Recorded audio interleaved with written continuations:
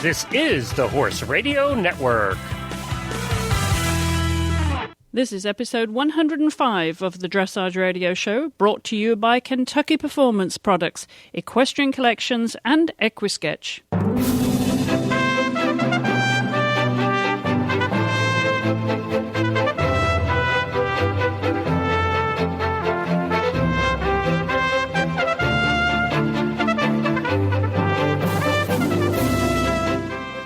Hello, I'm Chris Stafford, and with me this week to discuss another topic of interest in the dressage world, more training hints, is Debbie McDonald and Lendon Gray. Welcome back.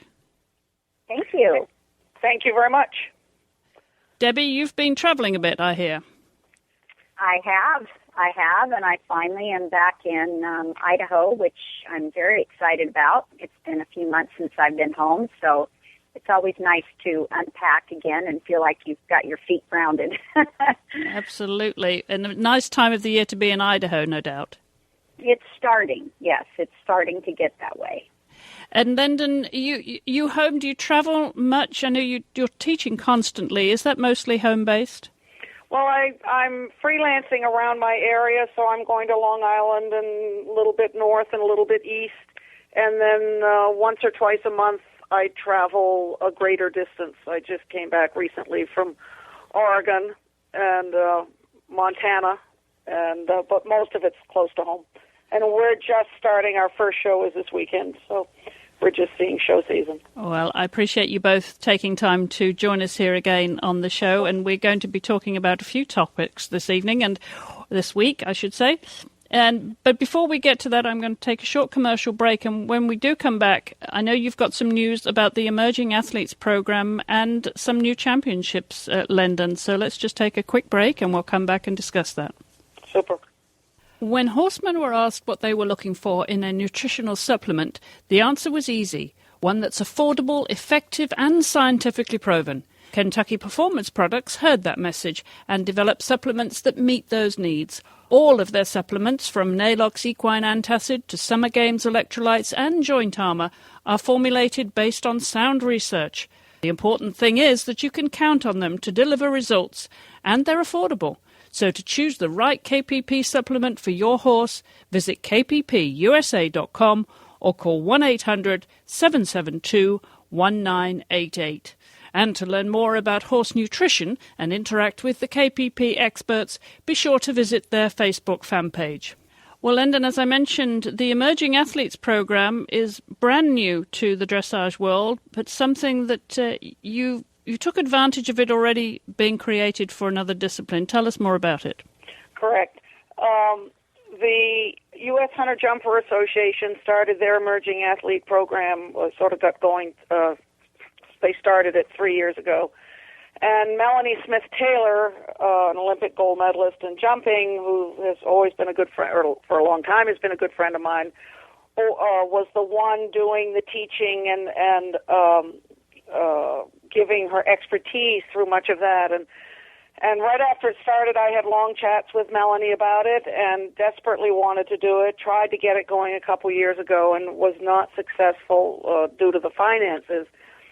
And talking to Robert Dover over a period of time, he didn't feel he could do anything while he was coaching the Canadians. And as soon as he was finished with that, he contacted me and said, "Why don't we try to do this now?" And then we brought in Courtney King-Dye with us also to be part of the program.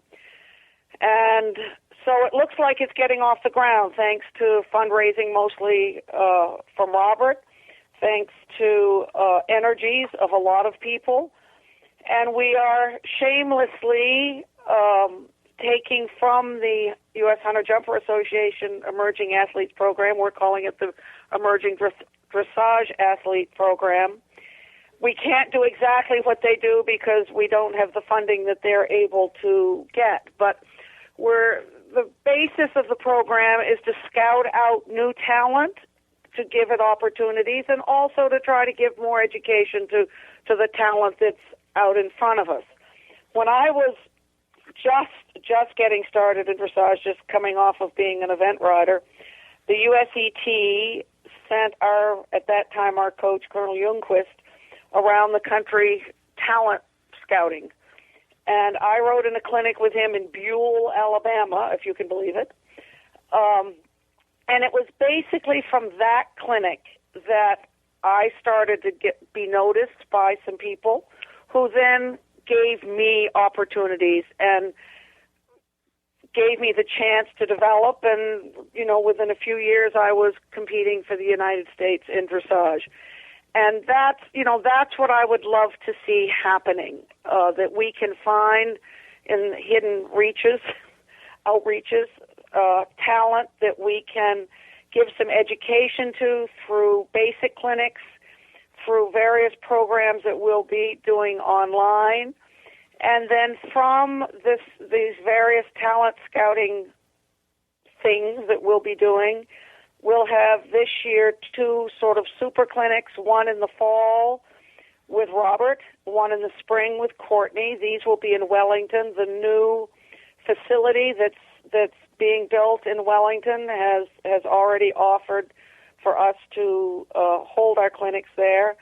And these will be along the lines of what the Hunter Jumpers have done with George Morris and his clinics, not only the education in riding, but also sports psychology, stable management, veterinary care, etc., bringing in outsiders over the week-long clinic to try to broaden the education to our youth.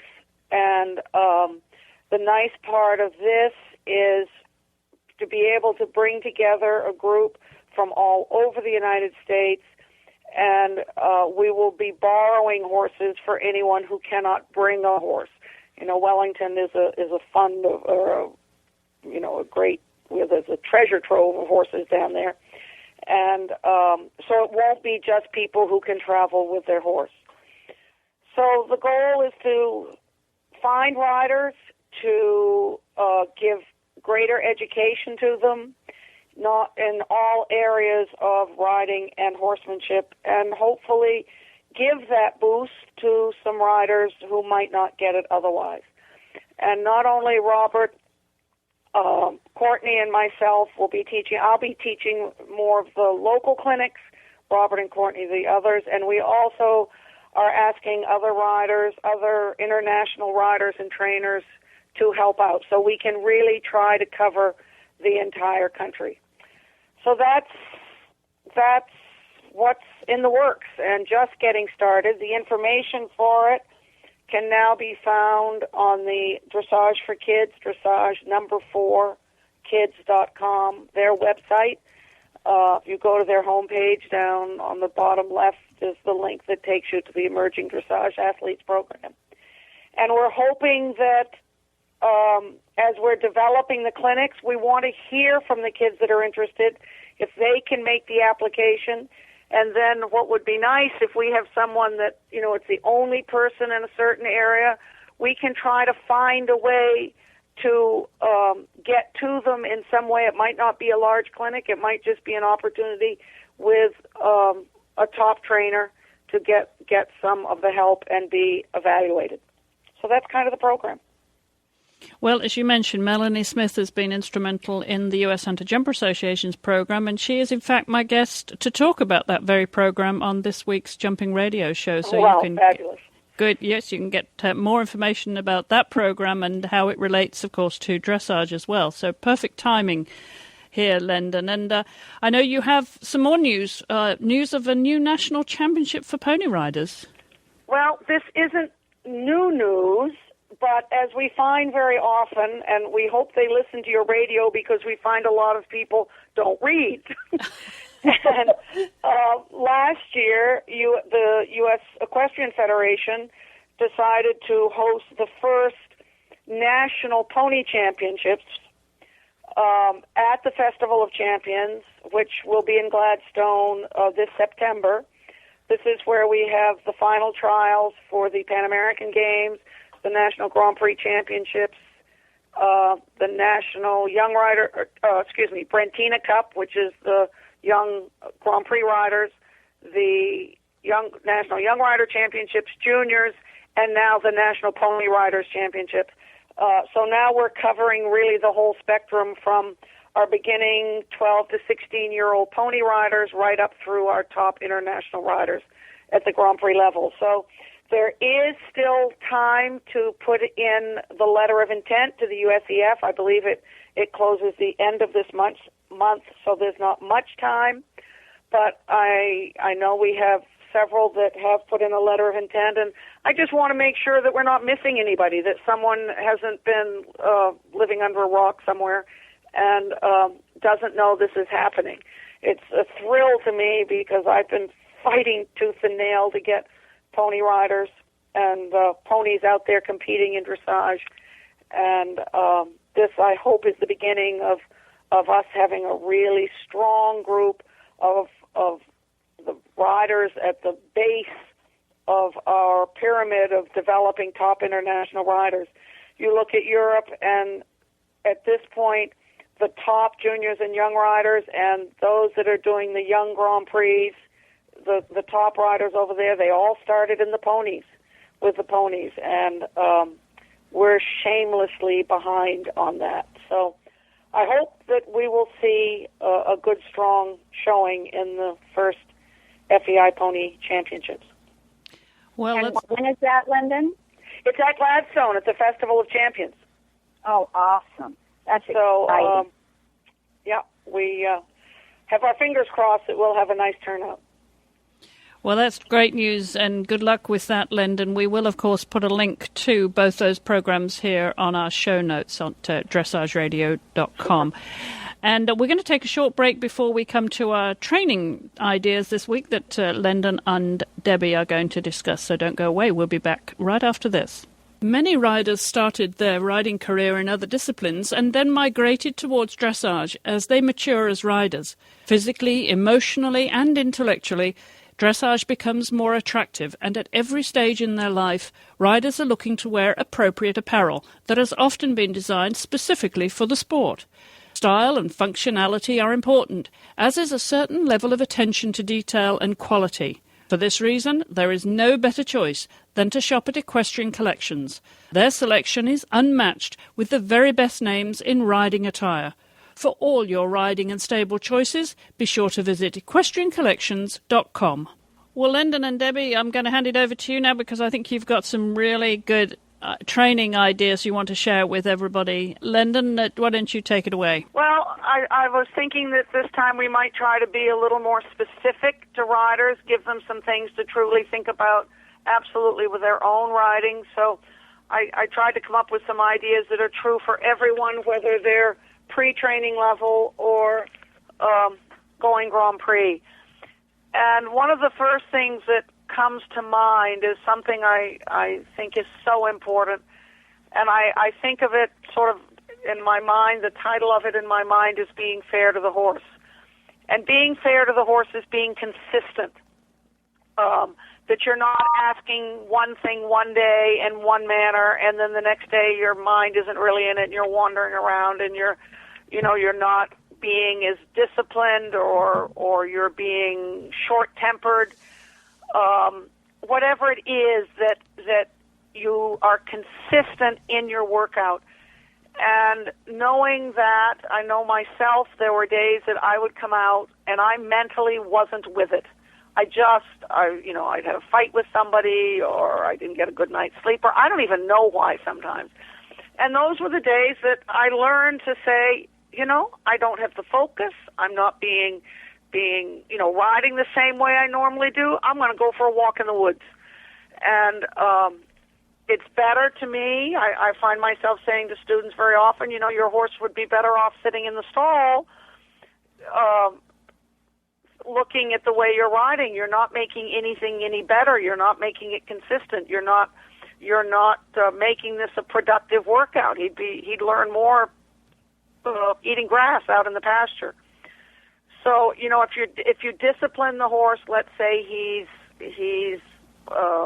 not going to your leg when you ask him to, and one day you punish him for it, and the next day you're going around going bangity, bangity, bangity with your leg and just kind of thumping him on the side, and then the next day you come out and you say, you must go to my leg, and then you put your leg on and nothing happens and you hit him with a whip. That's not fair. It's not fair to your horse not to be going at it with 100% of your mind every time you are schooling him. Otherwise, go for a trail ride. Now, along with this, as I just mentioned, the business of going to the leg, and this is a subject that I know Debbie and I feel very strongly about, what I call woe and go. And perhaps, Debbie, you'd go on a little bit about woe and go. Yeah. First I want to say I completely agree with you on being fair to the horse, and you're absolutely 100% correct when you say a lot of it is about being consistent, being in the right frame of mind, and, knowing if you mentally should be on top of that horse that day or not, because that is part of the game, you knowing whether you can handle this and not be thinking, like you said, of something else that happened earlier in the day, not carrying a grudge and things like that. But so I agree 100% with you on everything you said. And another one little thing that I would like to mention, too, that I see a lot going on that I feel is not fair for a horse is if it doesn't matter if you or the horse don't know a movement. Let's go to flying changes or something, and somebody's bought a schoolmaster, and they're trying to get the changes, but their timing sucks.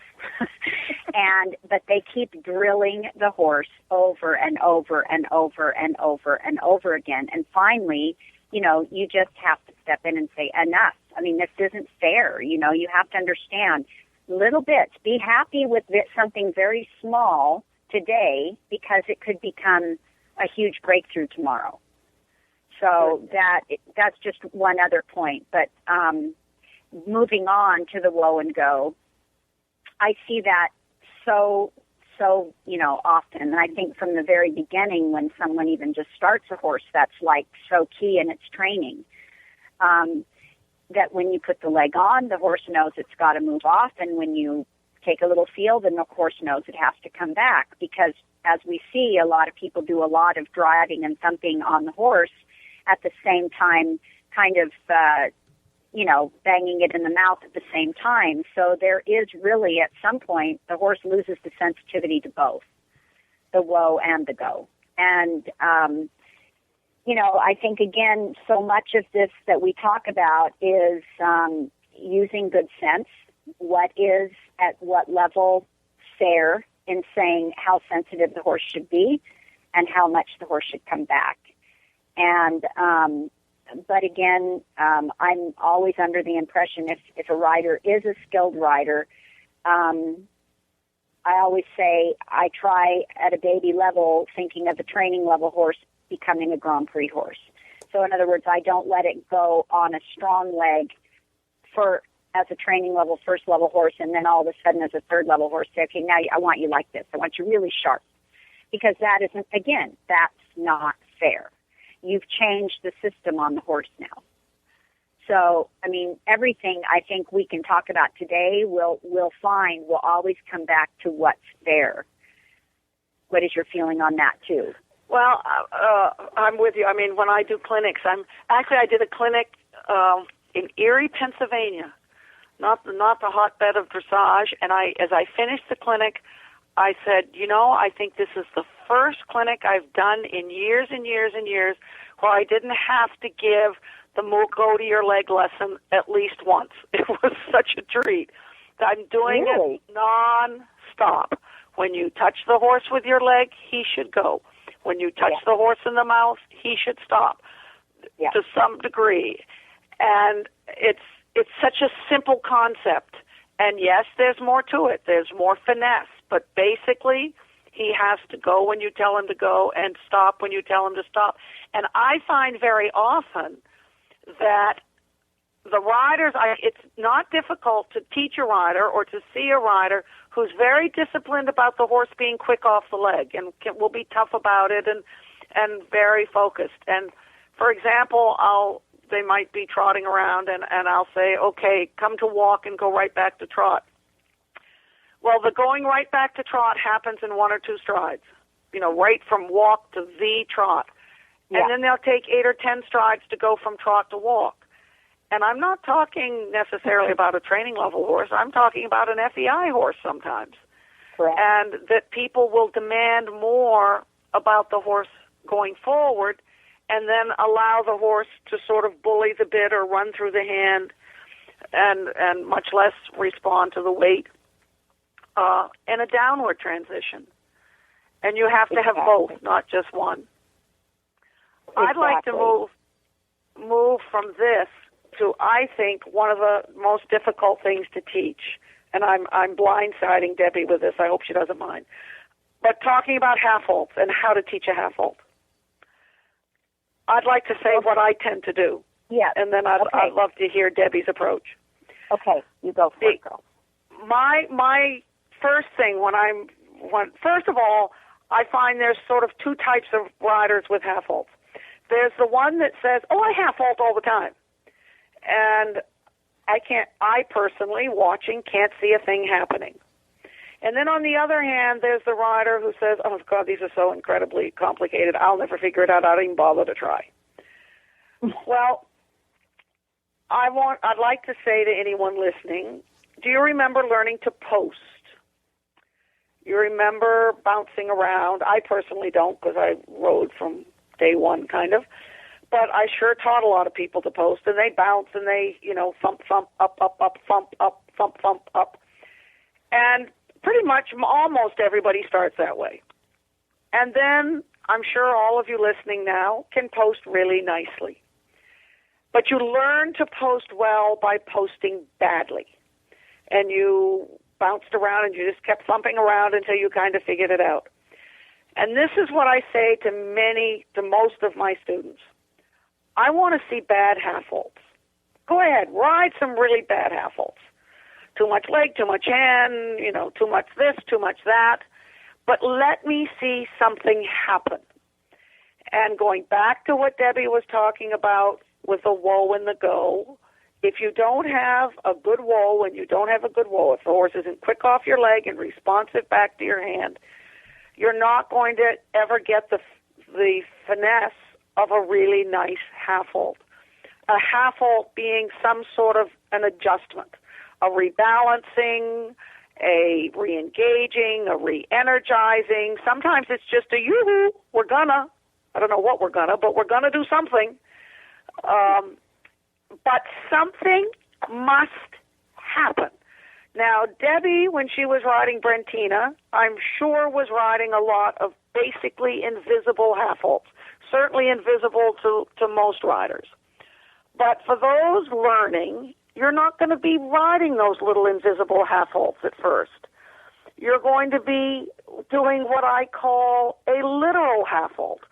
You're trotting around, go halfway to halt, come way back in the trot and go right forward again.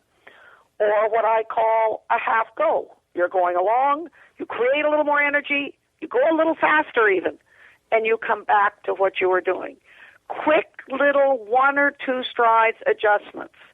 Sometimes it's a little step sideways for 1 stride.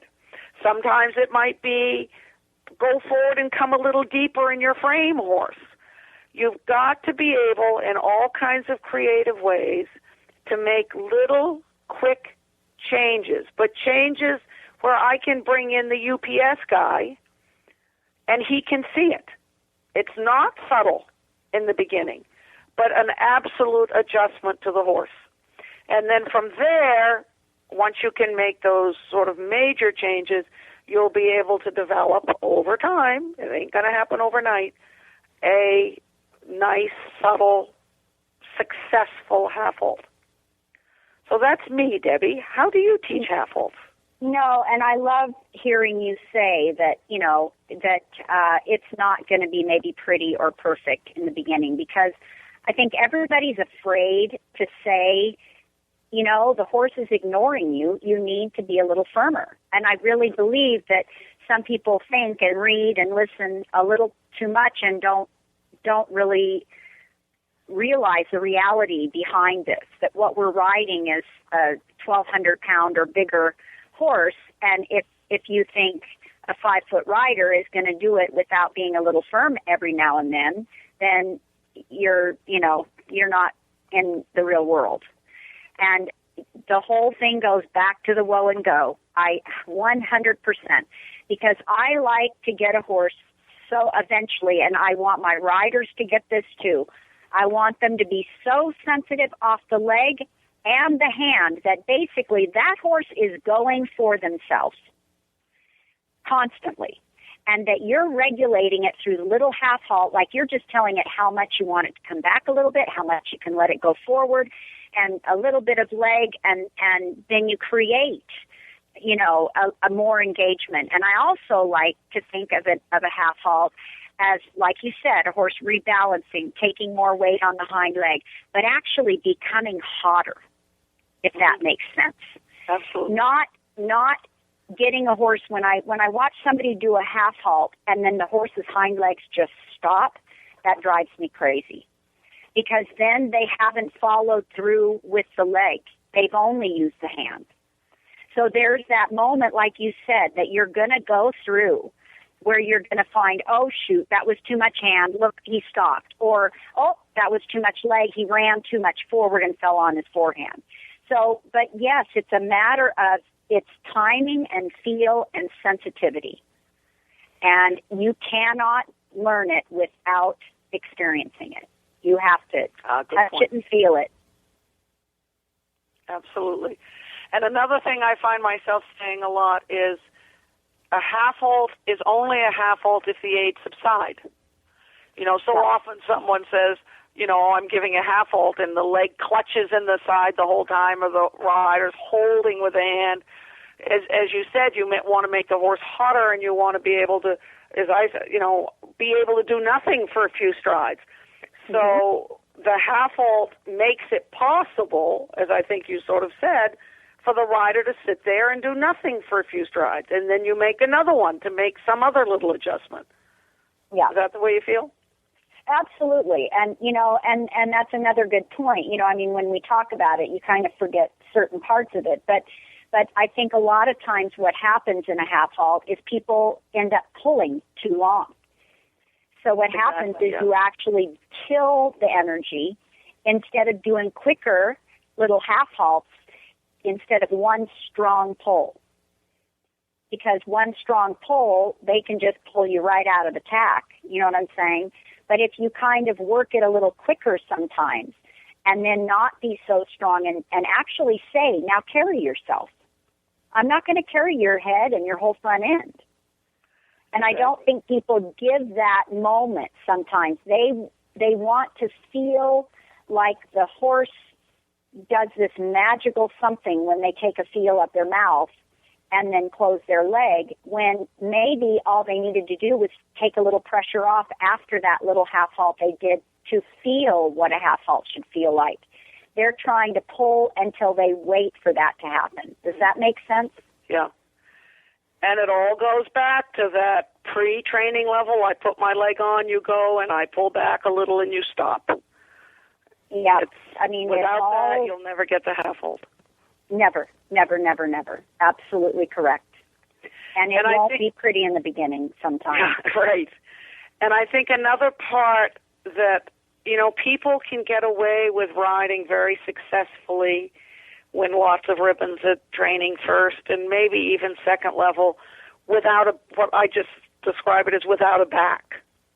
Mm-hmm. You know, riding basically leg in hand and in a subtle and nice and lovely way. But as you're developing, you know, you're really asking the horse for more engagement, more self-carriage. The back, the rider's back becomes a major aid. And I think, again, it goes back to what we've talked about in the past about equitation and learning to sit correctly. And so many people never develop that ability to have the strength in their core and to have the correct position where the back can become one of your major aids. How do you feel? Well, definitely, because when you get to that refined moment, when the horse does understand what is expected of it, you literally, I'll say, bring the horse back with your shoulder. Mm-hmm. Literally. just in your shoulder. And if the horse starts to pull, take it in the back of your arm. Don't just try to pull your hands backwards. Good point. Yeah. And so yes, your back and your core is the key to really being successful with the invisible half halt especially. I'd like to change subject a moment, if that's okay, and talk about something I see a great deal at the lower levels particularly. We start out as riders and, as beginning riders and as good riders with our very green horses. We start out obviously walking first and then trotting next, and we develop our balance. We develop the use of aids. We develop the horse's strength and rideability, mostly in the trot. And with a young horse, oftentimes we're a very green horse. We're doing a lot of trotting before we've even asked them to canter. And as a rider learning, you're doing a lot of trotting before you do your first canters. And that kind of continues on. And what I see so often is the rider, sort of training first level, sometimes even second level, doing all kinds of trot work and changes of direction and lateral work and taking little breaks and doing some more trot work. And then near the end of the ride, they do some canter. And the horse is tired, the rider's a little tired, and if you were to add up, and the canter isn't as good as the trot, well, obviously, you aren't cantering very much. And first of all, the canter should be part of your warm-up if it's under control with most horses. And secondly, if you find yourself in that place where your trot is, you have so much more control and rideability in the horse, and it might be just having him under control, being able to ride a good circle. It might be he's more on the aids in the trot, he's more supple, he's more rideable, and in the canter he's still against the bit, and you don't have as much control. You need to stop and think about how much trotting you're doing versus how much cantering you're doing. And what I recommend here is that you start out, you're going to do your first work at the trot. You get your tools working for you, your aids, you get the rideability, you get comfortable, the two of you are sort of starting to work together. Then you do some canter. And hopefully this is within the first 10 minutes. And then you come back and do a little trot, and then you do some more canter, and you come back and do a little trot and put things together again that might have fallen apart. And then you go to canter, and you canter until it sort of starts to fall apart, and then you come back to trot and regain the rideability, and then obviously with some breaks in between. So that by the end of your ride, if you were to add up the seconds and minutes of trotting and cantering, you would have cantered more than you trotted. Not long canters, but little short canters with the trot in between. There's a stage at which, generally as we develop the horses, we make the trot a little better, then we make the canter a little better, and then we come back and move on with the trot, and then we carry it on and we make the canter a little better. And there are periods of time that you're going to be doing much more of one gait than the other. And in the beginning, it's mostly the trot. Then we have to catch the trot up to the canter. So I just suggest to those of you whose canter isn't so good that are you spending enough time simply cantering? Do you see that, Debbie? I do. And in fact, I would say the majority of our horses, we'll do our normal warm-up, just a long and low and nice, easy warm-up. And I actually, warm up long enough till I actually can hear the horses breathing, that type of breathing. Because until they get really relaxed enough in their body, it's not even fair to pick up the reins and try to ask more. So, that could be 10 minutes of the work. It's just the walk, trot, canter, simple transitions within that. And then usually after the walk break, I will start right off with canter. Mm-hmm. And go and do most, like you said, do a lot of the beginning work in the canter, and then again a break, and then pick up the trot. and then do a little bit of that, and then again maybe back to canter and mix it up a little bit, because then I think the horses also don't get bored and sour of doing the same thing again over and over and over. And so I definitely agree with that. And in that whole process of doing that, what are we always doing? The woe and go. You know what I'm saying? Mm-hmm. We come back to developing the half halts. Everything is there for a reason. It's not that we're just riding our horses around for no reason. We are preparing for the Grand Prix, and that's what I think everybody, whether you have ambitions or whatever, to do Grand Prix, but if you always just ride with the best ability you can to be focused and fair, then I think you will always be successful in whatever level you decide to show at. Super. I'm curious, Debbie, what you do with your horses, especially your younger horses, other than ride them in the ring? Or is that all that they do? Well, no. We when we're in California, things are a little bit more difficult. We do have pasture. We have limited pasture, so we do try to let them get out there. There's a big field, so we take them out and walk them around the perimeter of the field. There's a huge jumping ring. We try to get out in that. We try to, again, like I said, I love to mix it up for them. When we're here in Idaho, it's a little bit easier. We have lots more pasture. We have trails that go to the river.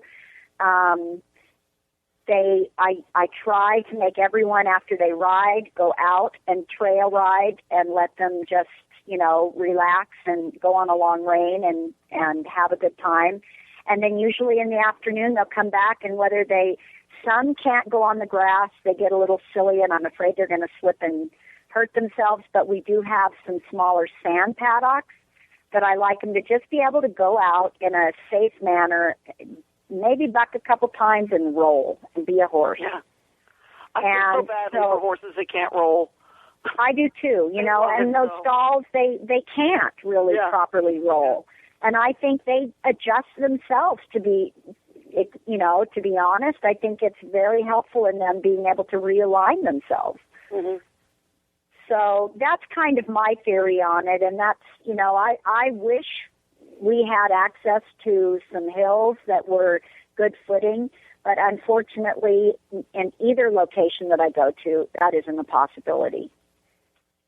Yeah, of course, I'm in New York, where we do, in a part of New York where we do have hills, and we had where I used to be located some moderately steep hills that it was interesting to watch the horses. In the beginning, they could barely get up them. And after doing it for a while, they could power up those hills. And but now one of the places where I'm teaching has the most fabulous big field that is very gently rolling. It's not dead flat, and it's certainly not steep. And it's just gently rolling enough that you can canter up and down. And one of my students, Mika Mabragana, has 6 FEI horses that she's schooling, sort of beginning pre-St. George through a pretty confirmed Grand Prix.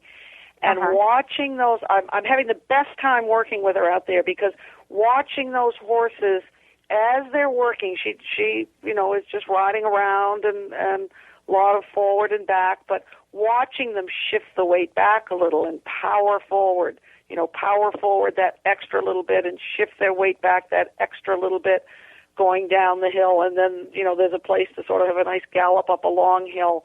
What it's done for, particularly in one case, a horse who had a rather negative attitude, for his attitude, it's just a whole different expression on his face now, and he's so much more willing in the work. And to be able to use the terrain to build up the muscles, to teach them to balance, to teach them to sit a little more. I feel so lucky that we have that. And unfortunately, many people are in a I'm forever doing clinics saying, you know what this horse really needs? You know, he's a little loose in his stifles or whatever. He doesn't have much power or hills. And then I'll look around me and realize, you know, there might be an anthill somewhere, but that's about it. Yeah. No, I'm insanely jealous when I hear you. Yeah, I wish we had that. I'm really jealous. Yeah, we're very, very lucky. Well, Debbie, is there anything else you'd like to add? I think we've covered a pretty broad range. It's just really fun to sit with you and chat like this because we are under the same philosophy, and I think we all want to be fair. We want our horses happy, and we want our riders good. So, I think if we can just keep getting the messages out, I think we're doing a good job. I'd like to add one more thing. It just came to my mind when you said keeping our horses happy. You know, if the rider isn't happy, something's not right. And, you know, if as a rider, I'm sort of speaking to our audience here, if you come out and you're frustrated when you're riding, or you get angry with your horse, or you get angry with your instructor, perhaps it's a good time to sit down quietly and analyze what's going on, and because this should be fun for everybody. We want certainly the happy horse. We want a horse that's comfortable in his work, but this should be fun. And you should, be going out there with a smile on your face saying, I can't wait to do it today. And I often see people that I wonder why they do it, because they always look so frustrated. And perhaps it's time to think about the trainer or the horse or the situation. And I'm not going to go into detail, but it just came to mind that we the horse, we the rider, and hopefully we the instructor are all enjoying what we're doing. We're so lucky to be able to be spending our lives doing this. No, I couldn't agree with you more there. I think our lives are so enriched by having them in our lives that, why would you not want them to be happy, and why would we not be happy? Yeah, exactly. Well, I think that's been great. Thanks so much, Debbie. I really enjoyed it. Oh, I enjoyed it too, always, Lendon. Well, I must say I've enjoyed being a fly on the wall there, girls. Always fascinating to hear you two. And I want to thank you both for doing that. And also, it just reminded me at the end there, Lendon, Debbie, when you both talked about doing it for fun, it's Lucinda Green has always said this, that, whatever we do with horses, we must remember we do it for fun. Yep, absolutely. That's for sure. All right. Well, again, my thanks to both of you for sharing your thoughts, your wisdom and experience. And I hope that's given our listeners some food for thought. And I hope I can persuade you to come back in a few weeks and talk some more about training tips. Always, and always fun with Lendon. All right. Thank you both so much. Okay. Thank you. And I would like to remind you about our sponsors, Equisketch. They're a great new company dedicated to providing the very best mobile apps for every rider.